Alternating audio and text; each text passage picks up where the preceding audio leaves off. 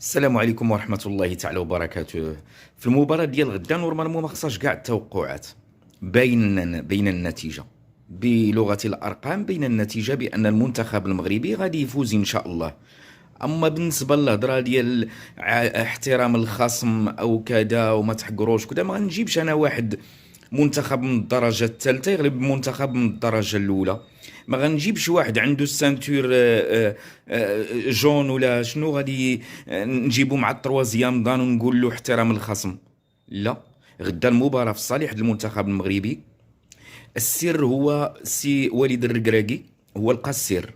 عندك جوج ديال المثلثات لقيتيهم، لقيتي السر. هاد جوج ديال المثلثات بالخطه ديك ديال المكعبات اللي كنلعبوا فيها الحمار والخضر، بديك الخطه ديال المكعبات. العشوائيه المنظمه في 27 ديال الدقيقه الاولى تحسم اللقاء. باش تكون عندك هذه المقابله، هي مقابله بالارقام، هي مقابله تدوير الارقام. ترتاح العيبيه وتدخل العيبيه وغتكون مقابله ديال حصه تدريبيه، مقابله غير ديال حصه تدريبيه. هذاك الماتش الجاي ان شاء الله اللي لعل غادي يكون مع الكاميرون. اما بالنسبه لغدا حصه تدريبيه، ماتش في المتناول بحصه عارضه، وعندك واحد جوج المثلثات وقد تحسم اللقاء. السي وليد في 27 دقيقه الاولى. تحياتي كافه الحظوظ للمنتخب المغربي اللي غادي يفوز ان شاء الله بنسبه 500%. تحياتي، الى اللقاء.